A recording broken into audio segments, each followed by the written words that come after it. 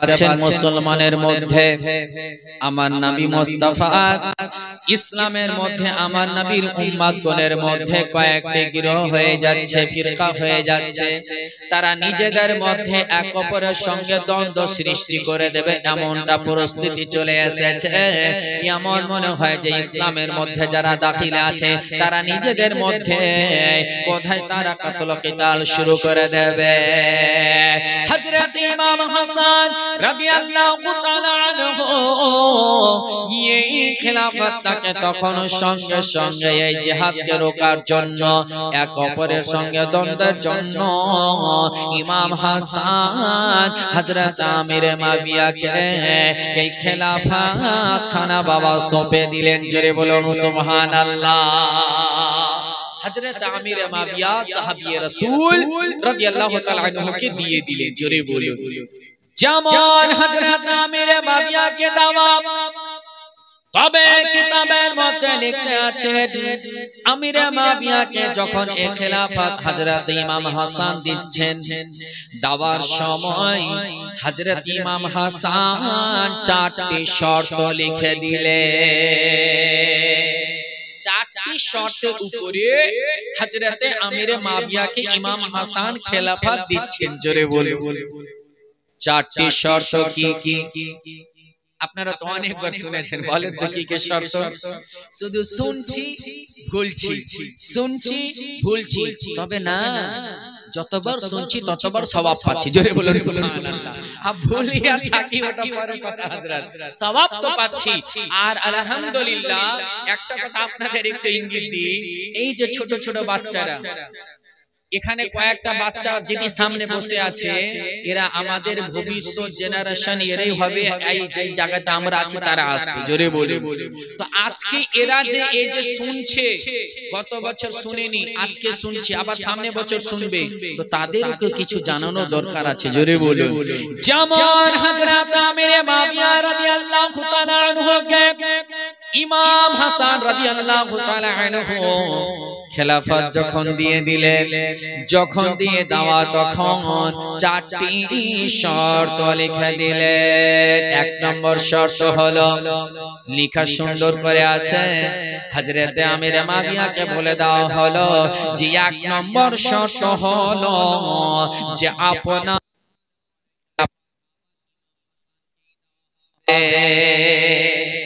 আপনি যখন ইন্তেকাল হয়ে যাবে বা আপনি খেলাফত দিবেন, তো আপনার পরে ইমাম হাসানই পাবেন। জোরে বলুন। এটা এক নম্বর শর্ত। দ্বিতীয় নম্বর শর্ত, প্রত্যেক বছরে ইমাম হাসান রাদিয়াল্লাহু তাআলা আনহুকে মদিনাতে পৌঁছে দিতে হবে 1,00,000 দিরহাম করে। জোরে বলুন সুবহানাল্লাহ।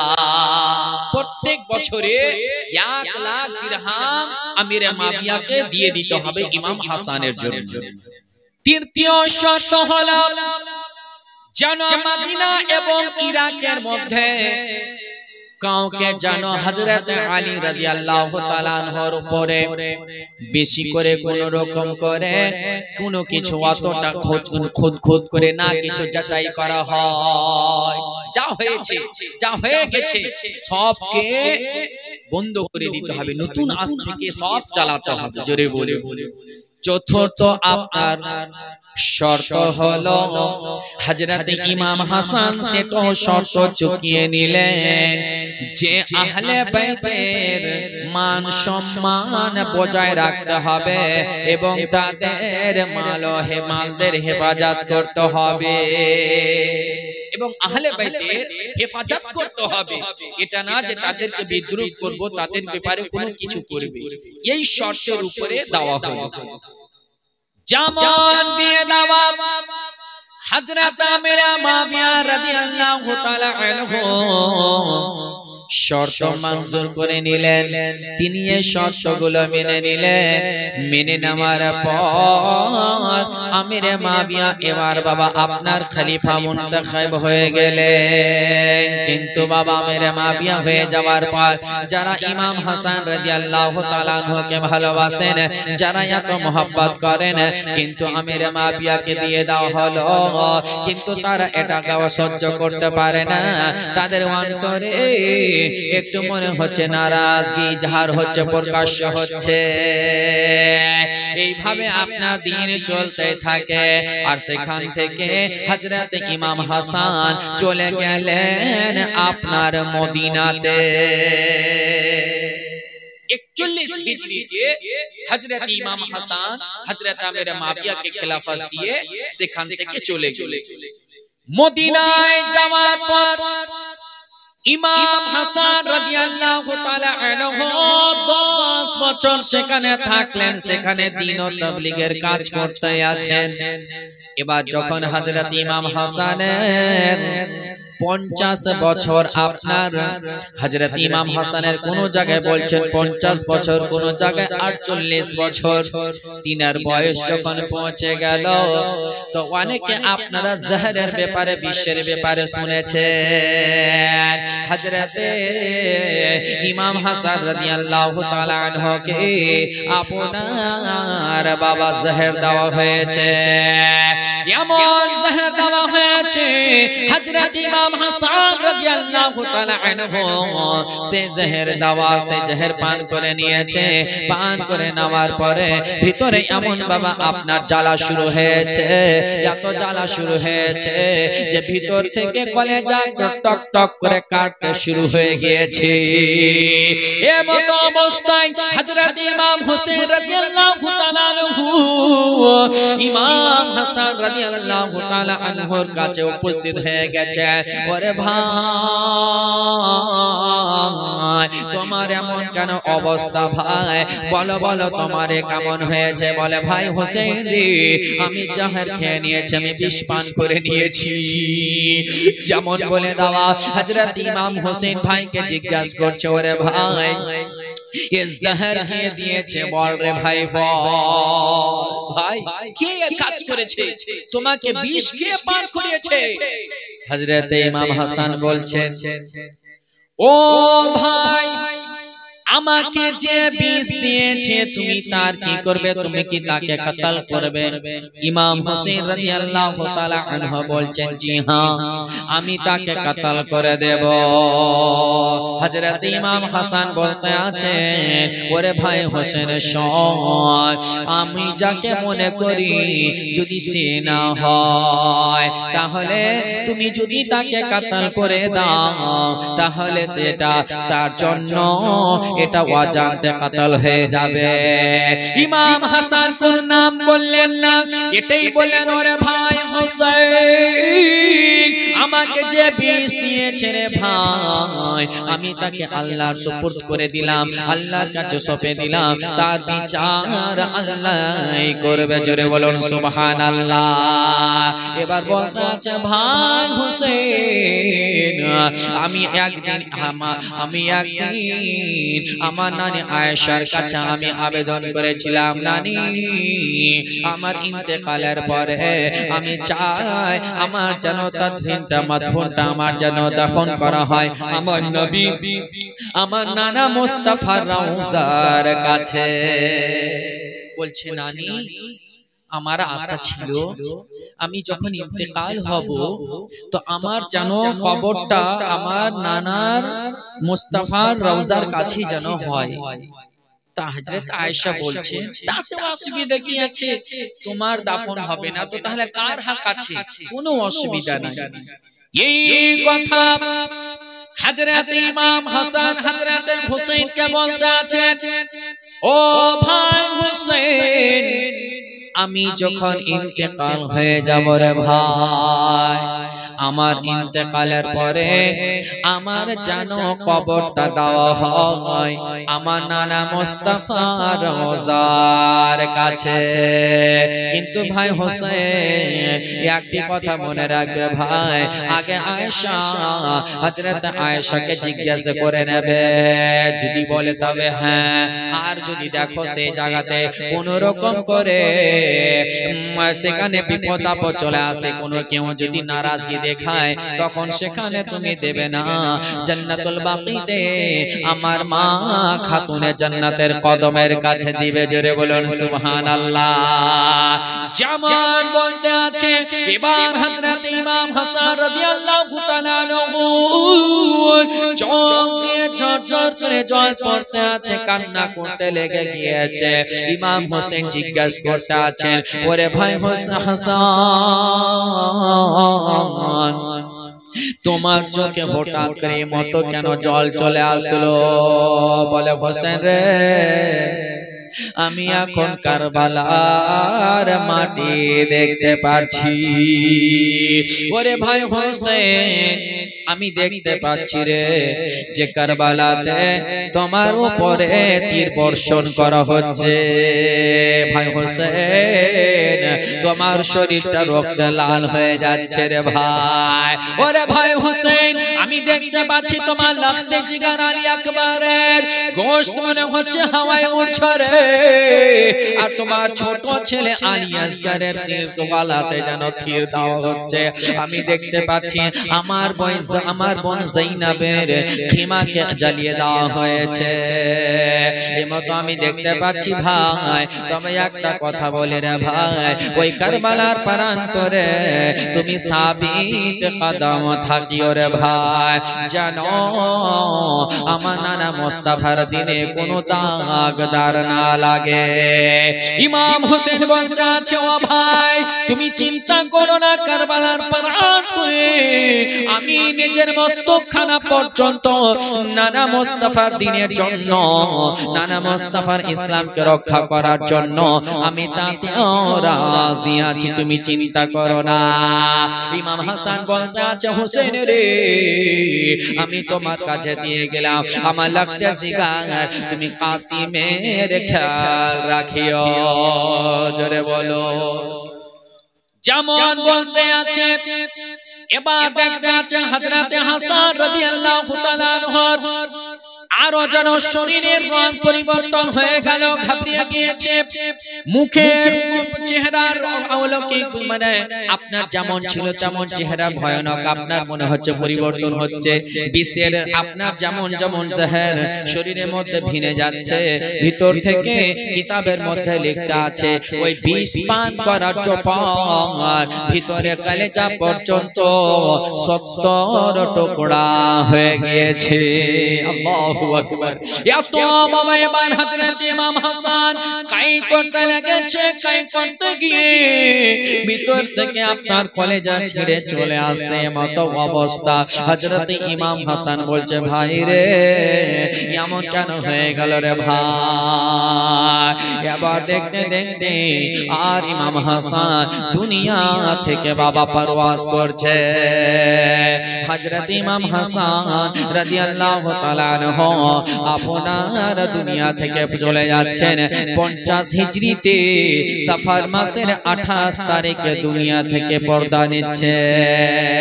হযরত ইমাম হাসানের পর্দা হয়ে যাওয়ার পর এবার ইমাম হোসেন রাদিয়াল্লাহু তাআলা আনহু কাফন পরিয়ে দেওয়ার পরে জানাজার পরে এবার যেমন ওসিয়ত করেছিলেন তেমন ওসিয়ত মোতাবেক আমার নবী মুস্তাফা রওজা মোবারকের কাছে নিয়ে চলে গেলেন।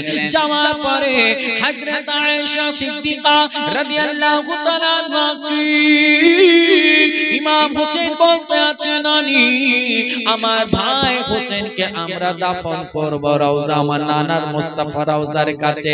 হযরত আয়েশা বলছে, আমার কোনো দ্বিধাবোধ নাই, কোনো অসুবিধা না, যাও, আমার কোনো অসুবিধা নাই, যাও তোমার নানা মুস্তাফার কদমের কাছে তোমরা দাফন করো। যেমন যাবে ঝামেলা করতে চলে আসলো মারওয়ান। মারওয়ান এসে বলছে না না এখানে দাফন করতে দেওয়া হবে না। এমত অবস্থা চলে আসলো, ইমাম হোসেন হয়তো তরবারি বের করবেন, সঙ্গে সঙ্গে আবু হুরায়রা সে জায়গায় পৌঁছে গেলেন। জোরে বলুন সুবহানাল্লাহ। আবু হুরায়রা রাদিয়াল্লাহু তাআলা আনহু ইমাম হোসেনকে বলতে আছেন, ওরে হোসেন তুমি তো জানো হোসেন তোমার ভাই হাসান ওসিয়ত করে গিয়েছিল যদি কোনো রকম সেখানে দ্বিমত দাঁড়ায় তাহলে আমাকে জান্নাতুল বাকি মা ফাতেমা রাদিয়াল্লাহু তাআলা আনহার কদমের কাছে দাফন করবে। জান্নাতুল বাকিতে মা ফাতেমার কদমের কাছে ইমাম হাসানের সেখানে কবর দেওয়া হলো। জোরে বলুন সুবহানাল্লাহ। এবার বিরাদার মুআজ্জাজ মুহতারাম, হযরত ইমাম হাসানের কাফন দাফন হয়ে যাওয়ার পর এবার চলে আসছে আপনার পাঠ হযরত ইমাম হোসেনের কাছে। জোরে বলুন। হযরত ইমাম হোসেন রাদিয়াল্লাহু তাআলা আনহুর কাছে যখন হযরত আমিরে মাবিয়া রাদিয়াল্লাহু তাআলা আনহু ইন্তেকাল করলেন তো ওই খেলাফতটা নিয়ে নিল কে? ইয়াজিদ। কিন্তু পায় কে? হযরত ইমাম হোসেন। তো ইয়াজিদ যখন নিয়ে নেয় তো ইয়াজিদ তখতে বসার পরই সর্বপ্রথম তার মানে কত মন্তব্য খারাপ, বসেই সর্বপ্রথমে চিঠি পাঠিয়ে দিল যে চারজন যেন ইয়াজিদের বায়াত করে, গ্রহণ করে। যেমন ইয়াজিদ খেলাফতের আপনার তখতে বসেছে, তখতে বসে যাওয়ার পরে সঙ্গে সঙ্গে হুকুম জারি করে দিল সর্বপ্রথম চারজনের জন্য চিঠি লিখে পাঠিয়ে দিয়েছে।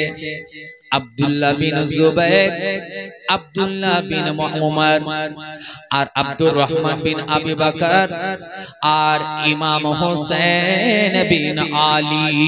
জোরে বলুন সুবহানাল্লাহ। এই চারজন যেন আমার আগে বায়াত গ্রহণ করে। এবার হযরত ইমাম হোসেন রাদিয়াল্লাহু তাআলা আনহুকে দারুল আমানে নিয়ে আসার পর এই খবরখানা বলতে আছেন, ওরে হাসান ইয়াজিদ বায়াত গ্রহণ করার জন্য বলেছে।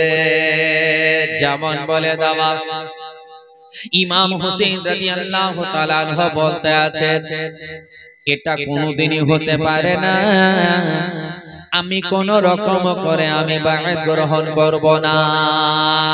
ও হচ্ছে একটা শারাবি, ও হচ্ছে একটা গুনাহগার, ও হচ্ছে একটা জুয়ারি, ও হচ্ছে একটা জানি, আমি তার হাতে কখনো বায়াত করব না। এটা ইসলামের তাওহীদ হয়ে যাবে, আমি কোন রকম করে করব না।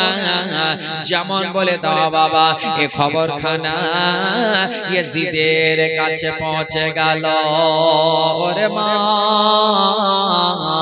ইয়াজিদের কাছে যেমন খবরখানা পৌঁছে যাওয়া, ইয়াজিদ তখন আরো বাবা আপনার গুরুত্ব হয়ে গেলেন, গজবনাক হয়ে গেলেন।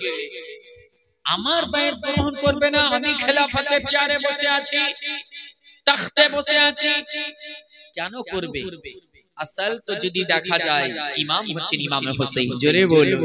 আর যারা হুসাইনি তারা কখনো ইয়াজিদি হবে না। জোরে বলো। আর যারা ইয়াজিদি তারা কখনো হুসাইনি হবে না। জোরে বলো। তো বিরাদার, যারা আপনার জাহান্নামের রাস্তাতে যাবে তারা ছিল ইয়াজিদি, আর যারা জান্নাতের রাস্তাতে যাবে তারা হচ্ছে হুসাইন। জোরে বলো। যেমন বাবা এই কথা বলে দেওয়ার পরে তখন ইমাম হোসেন রাদিয়াল্লাহু তাআলা আনহুর কাছে ওই কুফা থেকে বারবার চিঠির উপরে চিঠি আসতে আরম্ভ করে। একটা নয়, দুটা নয়, বারবার চিঠি আসতে শুরু করে দেয়। যখন চিঠি আসে তখন হযরতে ইমাম হোসেন মক্কায় ছিলেন। জোরে বলুন সুবহানাল্লাহ। হযরতে ইমাম হোসেনের কাছে বারবার এটে চিঠি আসছে, হুজুর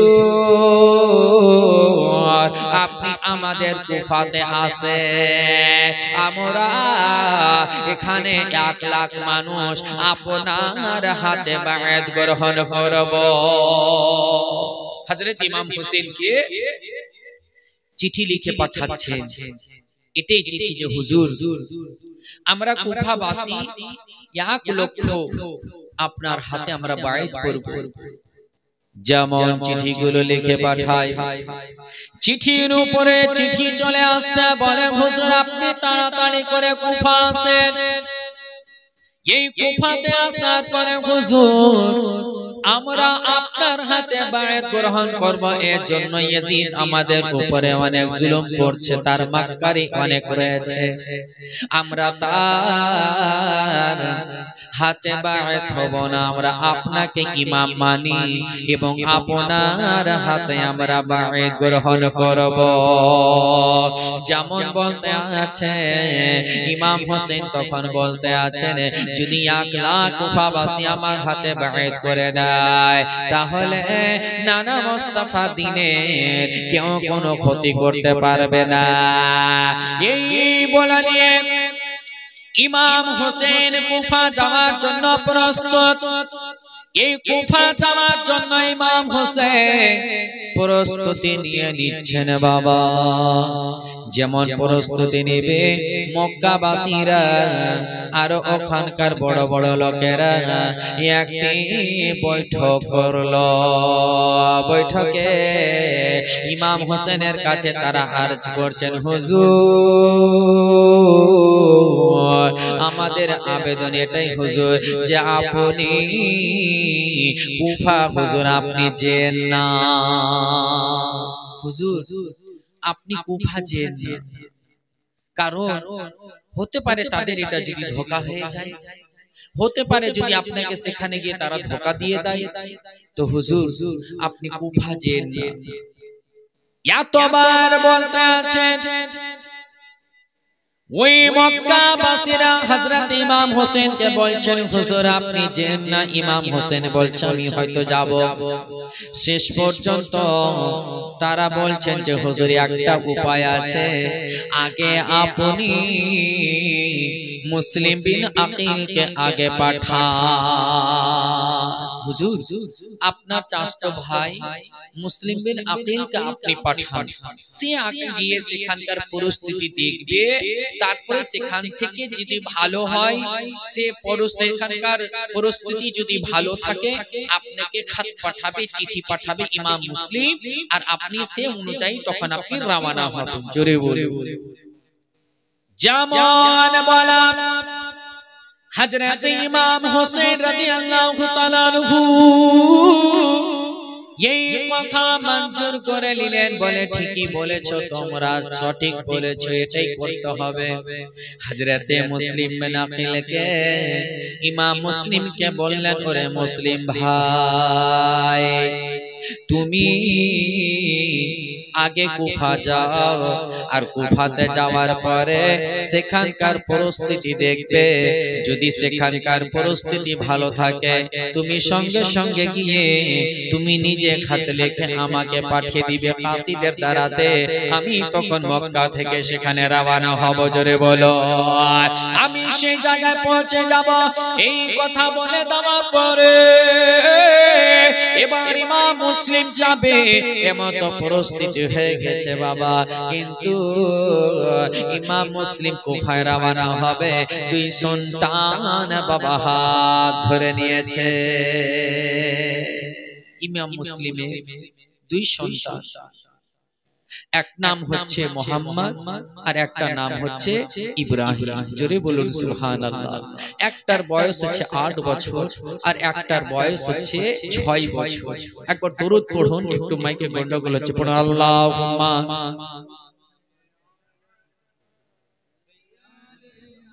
ঠিক করো। হ্যালো হ্যালো হ্যালো বাস সাইয়্যিদিনা মাওলানা মুহাম্মদ। যেমন ইমাম মুসলিম কুফা থেকে রওনা হবে, দুই সন্তান হাত ধরে বলছে আব্বা গো, আব্বা আপনি একা যাবেন এটা হতে পারে না, আব্বা আমরাও আপনার সঙ্গে যাব। একটু ক্লিয়ার করুন, চেপে আছে। আব্বা গো আমাদের অনুরোধটা আপনি রাখেন। ইমাম মুসলিম বলছে বেটা রে আমি যাচ্ছি কুফাতে আমার বিশেষ কাজের জন্য বেটা। দুই সন্তান বলছে আব্বা আমাদেরকে একটু সঙ্গে নিয়ে চলো। দুই ছেলের দিকে দেখে ইমাম মুসলিম তখন বাবা আর সহ্য না করতে পেরে বলে বেটা চল রে বেটা চল। দুই সন্তানকে সঙ্গে নিয়ে এবার ইমাম মুসলিম সেখান থেকে রওনা হয়ে গেলেন। কুফা যেমন পৌঁছালেন কুফাবাসীরা অপেক্ষায় ছিলেন। কুফাবাসীরা দেখতে আছে ইমাম মুসলিম এবং দুই সন্তান চলে আসছে। কুফাবাসীরা দেখার পরে এত তারা খুশি হয়ে গেল রে মা, তারা জোরে জোরে নারা লাগাতে আরম্ভ করলো। তারা জোরে জোরে নারা লাগাচ্ছে। যেমন আমাদের গ্রামে আপনাদের মডেলে রাজনগরে যদি পীর সাহেব আসে তো আমরা কি করি, তাকবীর লাগাই না? বাড়ির গেটে রাস্তাতে দাঁড়িয়ে থেকে হুজুর আসছে হুজুর আসছে, তো সেখানে তাদেরও পীর সাহেব হচ্ছেন ইমাম মুসলিম জোরে বলি। আর কুফাবাসীরাও দেখছে যে হুজুর আসছে আর নারা লাগাচ্ছে, তারা খুশি খুব।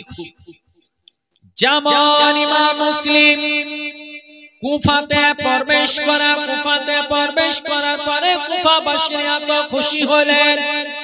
এত খুশি হলেন, খুশি হওয়ার পরে ওই কুফাবাসীরা সেই দিনই কিতাবে লিখতে আছে, কোন কিতাবে লিখছেন 18,000, কোন কিতাবে লিখছেন 40,000 কুফাবাসীরা বায়াত গ্রহণ করলেন। জোরে বলুন সুবহানাল্লাহ। 40,000 কুফাবাসীরা বায়াত গ্রহণ করার পরে ইমাম মুসলিমকে এত সম্মান দিতে লাগলেন। এবার ইমাম মুসলিম কার বাড়িতে যাবে, সেখান থেকে বাবা হানি বিন উরওয়ার বাড়িতে গেলেন। জোরে বলুন সুবহানাল্লাহ। হযরতে হানি বিন উরওয়ার বাড়িতে ইমাম মুসলিম গিয়ে বাবা কুফাতে অবস্থান করলেন। সেই জায়গাতে কুফাতে আপনার পৌঁছে যাওয়ার পর হযরত ইমাম মুসলিম হানি বিন উরওয়ার বাড়িতে পৌঁছালেন। আচ্ছা আপনাকে একটা উদাহরণ বলি। ধরেন আপনাদের এই গ্রামে যখন পীর সাহেব আসলো তো কোথায় থাকবেন? কারো একজন বাড়িতে থাকবে না, হ্যাঁ না ওই রাস্তাতে বসে থাকবে, কারো বাড়িতে থাকবে। ওখান থেকে মুরিদদের সঙ্গে সাক্ষাৎ, কথাবার্তা, কি খবর, খোঁজ খবর নেওয়া, এই সমস্ত এ টু জেড সেখান থেকে হচ্ছে। আর তখন সে কুফার গভর্নর ছিল কে? নু'মান বিন বাশির। জোরে বলুন সুবহানাল্লাহ। ওই নু'মান বিন বাশির তখন কুফার হচ্ছে গভর্নর, মানে তিনার নেতৃত্বে সেই কুফাররা বাসীরা চলতেন। আর এই নু'মান বিন বাশির বলা হয়েছে ইনি হচ্ছেন আশিক রাসূল, আশিক আহলে বাইত। জোরে বলুন সুবহানাল্লাহ। কিন্তু ইনচার্জে ছিলেন ইয়াজিদের ইনচার্জে ছিলেন, কিন্তু ইয়াজিদের যে মাক্কারি তার ইয়াজিদিয়াত তার হুকুম, কিন্তু এখানে উনি কোনো খারাপ হুকুম নাফিজ করতেন না। জোরে বলে লাগু করতেন না, যেটা ভালো সেই হিসাবে চালাতেন। এরকম হয় না বাপ? একটু আর আপনাকে বুঝাই পার্টি মেবে। ধরেন যে মুখ্যমন্ত্রী আপনাদের আমাদের পশ্চিমবঙ্গের যে মুখ্যমন্ত্রী, তার পার্টির লোক হচ্ছে কি এমএলএ, তার পার্টির লোক এমএলএ তার জেলার কাছে তার এক একটা বিধানসভা এক একটা চালাচ্ছে, এক একটা এমপি যারা পার্টি তারা নিজের অর্ধেক জেলা চালাচ্ছে, চালায় না? চালায় কি চালায় না? তো বিরাদার মুআজ্জাজ মুহতারাম এরকমই ধরে এক একজনের হচ্ছে দায়িত্ব। তো ওই কুফার দায়িত্বটা ছিল হযরতে নু'মান বিন বাশির। জোরে বলে যে নু'মান বিন বাশির আশিকে রাসূল আশিকে আহলে বাইত ছিলেন, উনি তখন সেখানকার গভর্নর ছিলেন। আর যেদিনই হযরতে ইমাম মুসলিম কুফায় পৌঁছায় সেদিনই তিনার কানে খবর পৌঁছে গেছে, কিন্তু সে কোনো রকম করে কিছু বলেনি। এবার দেখতে আছে ইমাম মুসলিমের আসার খবর বনি উমাইয়া থেকে, বনি উমাইয়ার গোত্র থেকে একজন ব্যক্তি এই ঘটনাগুলো দেখতে আছে যে দিন বাই দিন ইমাম মুসলিমের কাছে সবাই বায়াত গ্রহণ করছে। সবাই ইমাম হুসাইন রাদিয়াল্লাহু তাআলা আনহু জন্নতার সাথে যে হুজুর নওয়াজে রাসূল কখন আসবে, ইমাম হোসেন কুফায় কখন আসবে, এরকম পরিস্থিতিতে ইমাম মুসলিম যখন দেখলেন যে কুফাবাসীদের অবস্থা খুব ভালো, কুফাবাসীদের অবস্থা দেখে সঙ্গে সঙ্গে ইমাম মুসলিম বাবা একখানা চিঠি লিখে কাসিদের দ্বারাতে ইমাম হোসেনের কাছে রওনা করে দিলে। লিখলেন, হুজুর আমি যখনই কুফাতে পৌঁছালাম, পৌঁছানোর পরে কুফাবাসীরা আমার খুব ইস্তেকবার করলো, আমার সম্মান করলো, আর সঙ্গে সঙ্গে সেই দিনই 40,000 কুফাবাসী আমার হাতে বায়াত হয়েছে। হুজুর আপনি চলে আসেন, এই জায়গাতে কোনো সমস্যা নেই, আপনার ইস্তেকবালের জন্য, আপনার হাতে বায়াত হওয়ার জন্য কুফাবাসীরা আকাঙ্ক্ষিত লালায়িত। জোরে বল। এইভাবে করে লিখে, যা লিখতে হয় চিঠিতে লিখে কিন্তু পাঠিয়ে দেন। একটু আর একবার জোরে দরুদ পড়ুন তো, আল্লাহুম্মা। ক্লিয়ার হচ্ছে না? আর একটু আপনি দেখেন তো মাইকটা, আমার ইন্টারেস্ট লাগছে না। সাল্লি আলা সাইয়্যিদিনা, আওয়াজটা চেপে আছে, মাওলানা মুহাম্মদ ওয়া আলা আলিহি সাইয়্যিদিনা মাওলানা মুহাম্মদ সাল্লাল্লাহু তাআলা আলাইহি ওয়াসাল্লাম কি নেহজে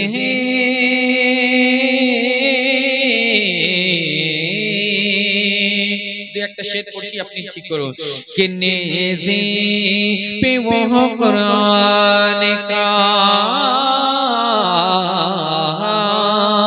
नेज़े पे वो कुरान का पढ़ना हुसैन का मोहब्बत, अरे नेज़े पे वो कुरान का पढ़ना हुसैन का।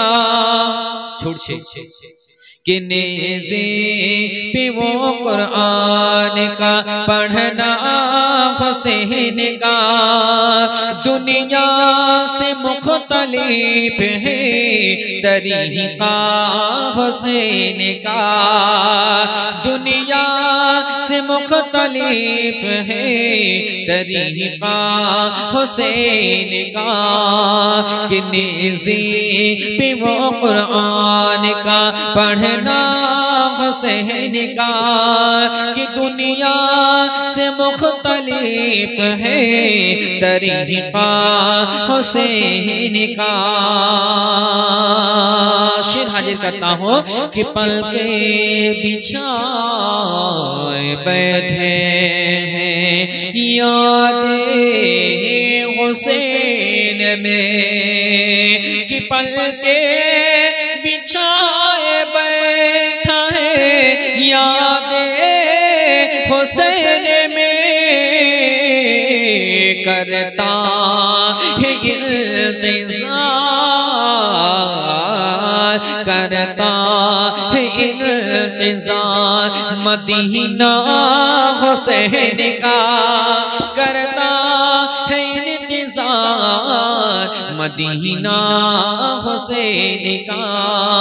कि नेज़े पे वो कुरान का पढ़ना हुसैन का, दुनिया से मुख्तलिफ है तरीक़ा हुसैन का। खुशबू लुटा रहा है चमन का हर एक खां के खुशबू लुटा रहा है। चमन का हर एक खां के खुशबू लुटा रहा है। चमन का हर एक खां के फूलों ने पढ़ लिया, के फूलों ने पढ़ लिया जो वजीफा हुसैन का। फूलों ने पढ़ लिया जो वजीफा हुसैन का। फूलों ने पढ़ लिया जो वजीफा हुसैन का। कि नेज़े पे कुरान का पढ़ना हुसैन का। दुनिया से मुख्तलिफ है तरीका हुसैन का। एक बार दुरूद पढ़ो अल्लाहुम्मा।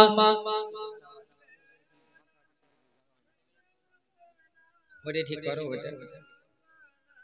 वाले सैयदना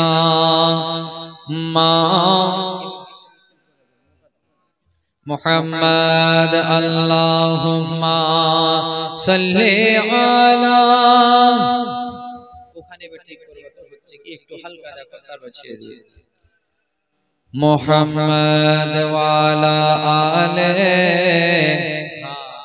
सैयदना। এটাই মেন রোগ ছিল। মাওলানা মুহাম্মদ। অ্যাকচুয়ালি ড্রাইভারই বুঝতে পারে যে কোনটা চাকা ঘাস ঘাস করছে, কোনখানে আপনার ব্রেক গাড়ি ডোলমোল করছে, এটা ড্রাইভার বুঝতে পারে। বুঝতে পারলেন কিনা? তো যাই হোক বিরাদার মুআজ্জাজ মুহতারাম, আমার মা বোনদেরকে একটু অনুরোধ করে বলবো যে এখানে কিছুটা জায়গা ফাঁকা আছে, মা একটু চলে আসেন। বিরাদার মুআজ্জাজ মুহতারাম, আমার মা বোনেরা পিছনে মানে একটা আস্তে আস্তে যাক আলহামদুলিল্লাহ বোঝা যাচ্ছে আপনাদের উন্নতি হচ্ছে। কারণ যে আস্তে আস্তে ভালোই বাড়ছে তার মানে আলহামদুলিল্লাহ আমাদের জীবনী সাকসেসফুল আছে। জোরে বলুন সুবহানাল্লাহ। আর আস্তে আস্তে কমতে গেলে মানে বাস সাকসেসফুল বুঝতে পারা যেত না। তো যাক আলহামদুলিল্লাহ। তো বলছিলাম যেমন কুফাতে ইমাম মুসলিমের এই আস্তে আস্তে কুফাবাসীরা দেখতে পাচ্ছে আস্তে আস্তে আপনার ইমাম মুসলিম রাদিয়াল্লাহু তাআলা আনহুর দিকে সবাই অগ্রসর হচ্ছে। সবাই আস্তে আস্তে ইমাম হোসেনের জন্য লালায়িত আছে। ইমাম হোসেনের আসার জন্য তারা লালায়িত। এবার সেই জায়গাতে এ বনি উমাইয়া যে ব্যক্তি যারা দেখতেছে সে তখন চলে গেল নোমান বিন বাশিরের কাছে। নোমান বিন বাশিরের কাছে যে বলতে আছে, ও নোমান, কুফাতে যেভাবে করে ইমাম মুসলিমের কাছে একের পর এক বাইত করতে আছে ইমাম হোসেনের জন্য তারা লালায়িত। এমন অবস্থা তুমি কি দেখতে পাও না? তোমাকে যে ইয়াজিদ মাসে মাসে তানখা দেয়, এই তানখা যে নিচ্ছ ইয়াজিদের তুমি কি কাজ করছো বলো? নোমান বিন বাশির বলছে আজকে কি হয়েছে বলো? বলছে সঙ্গে সঙ্গে আগে তুমি তাড়াতাড়ি ইমাম মুসলিমকে গ্রেফতার করো, তাকে কয়েদ করে নাও আর ইয়াজিদের কাছে খবর পৌঁছে দাও।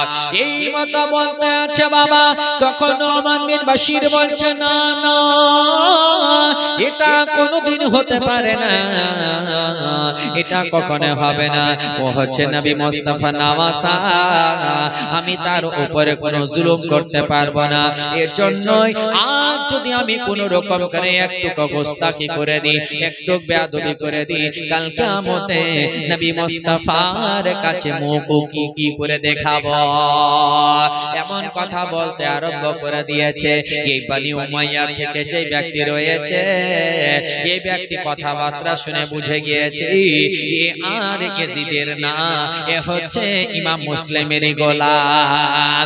যেমন বুঝে যাওয়া বাবা এই খবরখানাকে এই দাজ্জাল কি করলো, তখন ইয়াজিদের কাছে পৌঁছে দিল, পৌঁছে একজন কাসিদকে পাঠিয়ে দিল ইয়াজিদের কাছে। ইয়াজিদ যেমন ভাবে কুফাবাসীরা ইমাম হোসেনের জন্য লালায়িত, আর তোমার এখানে হুকুমত চলবে না, এখানে তোমার কোনো অর্ডার চলবে না, তোমার কথা কেউ মানবে না, তোমার কাছে আর কেউ বায়াত হবে না, না হলে তুমি তাড়াতাড়ি করে গভর্নর চেঞ্জ করো। কত বদমাশ! এ কি করলো? এ বনি উমাইয়া থেকে একজন গিয়ে সেখানে একজনকে পাঠিয়ে দিল, সে কাসিদ যে ওয়াজির, তোমার কুফাতে যে গভর্নর রয়েছে সে কিন্তু তোমার হুকুম মানে না, তোমার অনুযায়ী কাজ করে না। এখানে ইমাম মুসলিম চলে এসেছে আর ইমাম হোসেন আসলেন। এখন তুমি ভাবো কি করবা? যেমন খবরখানা ইয়াজিদ যখন দেখলো চিঠিতে কুফাতে চলে গিয়েছে ইমাম মুসলিম, আর সেই জায়গাতে আমার দাওয়া যে গভর্নর দাওয়া রয়েছে সেই কিন্তু আমার কথা অনুযায়ী আমার হুকুম সেখানে চালাচ্ছে না। ইমাম মুসলিমকে এখনো গ্রেফতার করেনি। ইমাম হোসেনের জন্য যে তারা লালায়িত তাদেরকে কিছুই বলছে না। এবার সঙ্গে সঙ্গে এই তখন ইয়াজিদ করলো কি, ইবনে জিয়াদকে বাবা বসরা থেকে কুফা পাঠিয়ে দিল।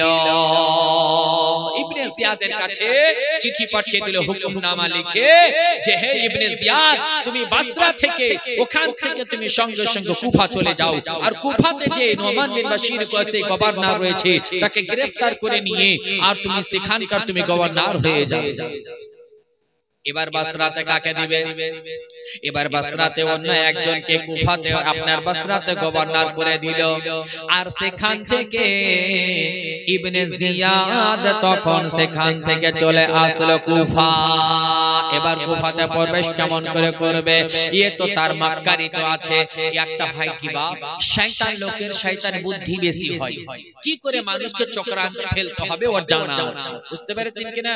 যেমন বেরাদার মুআজ্জাজ মুহতারাম, এবার কি করেছে যে ওই আপনার ইবনে জিয়াদ জানছে যে কুফাবাসীরা ইমাম হোসেনের ইন্তেজার করছে, তারা মুনতাজির যে ইমাম হোসেন কখন আসবে।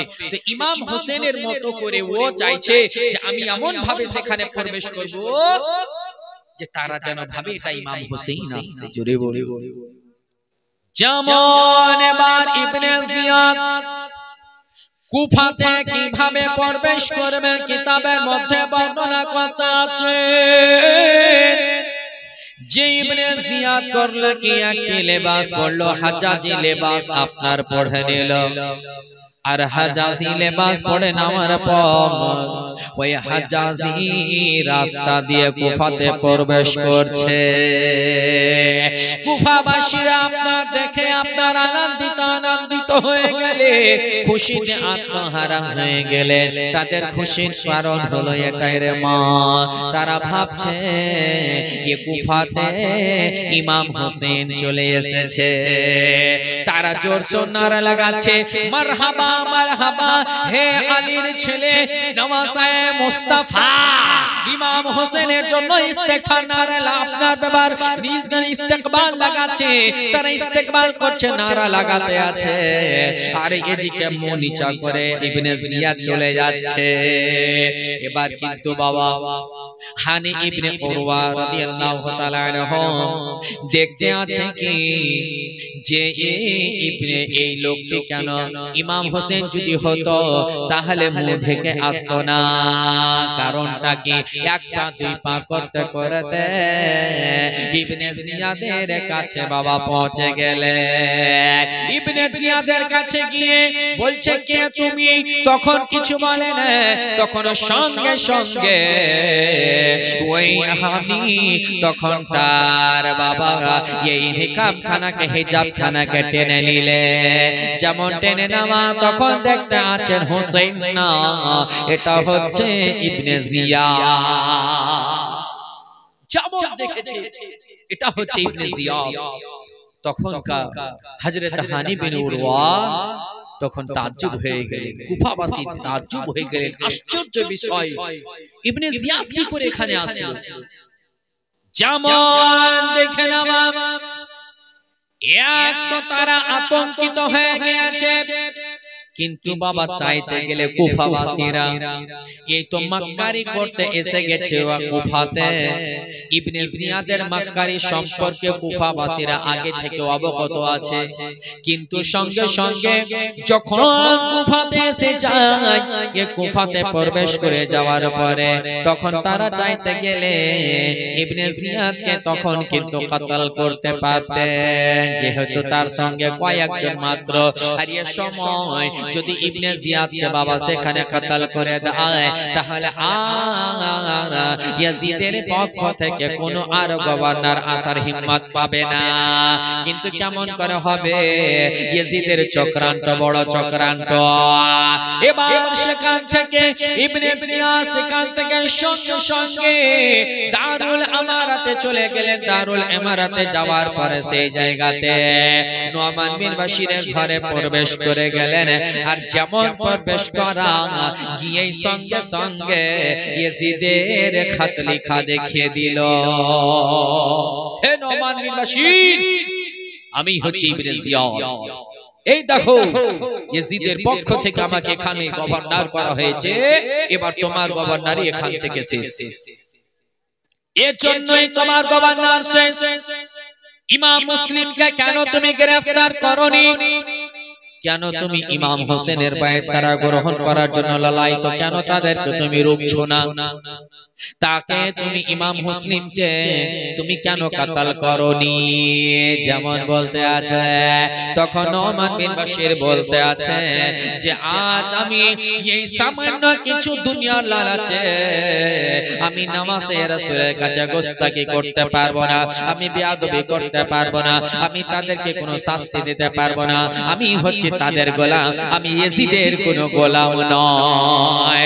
যেমন বলে দাওয়া তখন ইবনে জিয়াদ তখন ক্রুদ্ধ হয়ে গেলেন, গজবনাক হয়ে গেলেন। ইবনে জিয়াদ বলতে আছে, তাহলে ইয়াজিদের যে তুমি পয়সা নিচ্ছ তাহলে তোমার এটা কি হবে? বলে আমার পয়সার দরকার নাই, আমার নবী মুস্তাফার গোলাম হওয়ার দরকার। এই বলার পরে ইবনে জিয়াদ তখন নুমান বিন বাশিরকে আপনার গ্রেফতার করে নিলেন, গ্রেফতার করে নিলেন। আর সে কি হলো যে এবার সেখানকার গভর্নর হয়ে গেল। আর সেই রাত আপনার অতিবাহিত হচ্ছে গভর্নরে বসে যাওয়ার পর সকাল হয়ে গেল। সকাল হয়ে যাওয়ার পরে এবার ইবনে জিয়াদ কুফা জামে মসজিদে দাঁড় হয়ে গেল। সকল কুফাবাসীকে এলান হয়ে গেছে, ইবনে জিয়াদ সকলকে ডেকেছে। কুফাবাসীরা এবার ইবনে জিয়াদের কথা শোনার জন্য চলে আসলো। ইবনে জিয়াদ এবার বলতে আরম্ভ করলো, আশা করি তোমরা সকলে জানো আমি কে, আমার সম্পর্কে তোমরা ভালো করে জানো।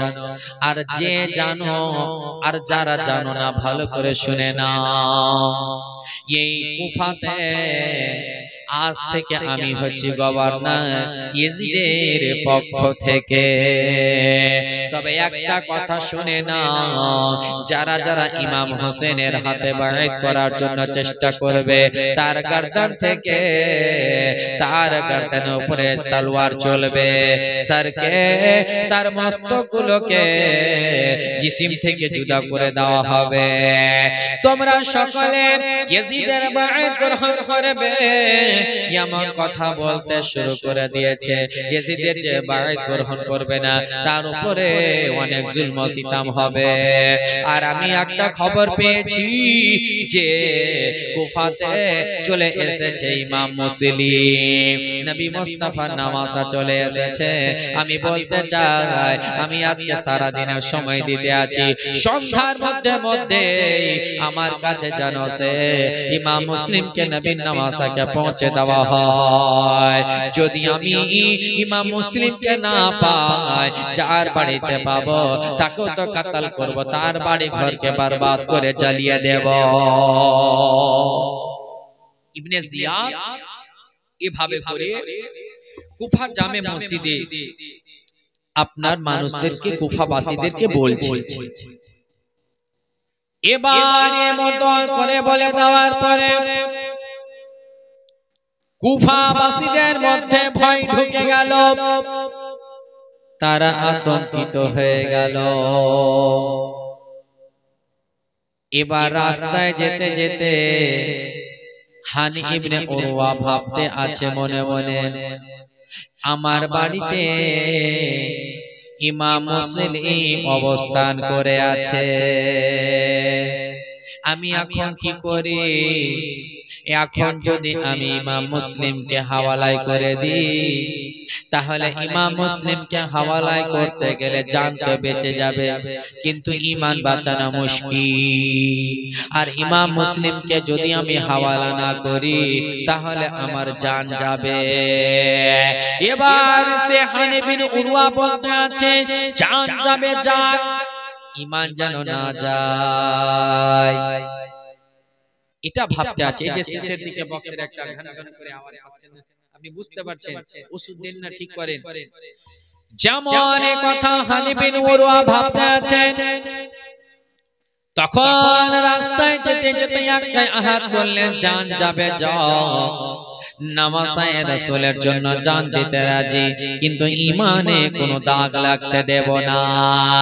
এবার ও বাবা আপনার হানি বিন উরওয়া চলে গেলেন, বাড়িতে পৌঁছে গেলেন। বাড়িতে চলে যাওয়ার পর সারা দিন পার হয়ে গেল, সন্ধ্যা লেগে গেল। ইবনে জিয়াদের কাছে কোনো রকম করে বাবা মুসলিমের খবর আসে না। এবারে দেখে ইবনে জিয়াদ বুঝে গিয়েছিল এটাই, যে যদি হানির ভয় হয়, যদি আমার ডর হয়, তাহলে হানি ইমাম মুসলিমকে আমার কাছে পাঠিয়ে দেবে। কিন্তু মা ইমাম মুসলিমকে হানি পাঠালেন না। এবার ইবনে জিয়াদ কি করলো, একজন মুআক্কালকে পাঠালো, কিছু লেবাস পরিয়ে আর তাকে কিছু টাকা দিয়ে পাঠালো হানির বাড়িতে বাবা রিশতাদারি করার জন্য। হানি বিন উরওয়ার বাড়িতে সে চলে গেল। যাওয়ার পর এবার হানি বিন উরওয়ার বাড়িতে আছে, আর খোঁজ খবর নিতে নিতে ইমাম মুসলিমের খবর পেয়ে গেছে।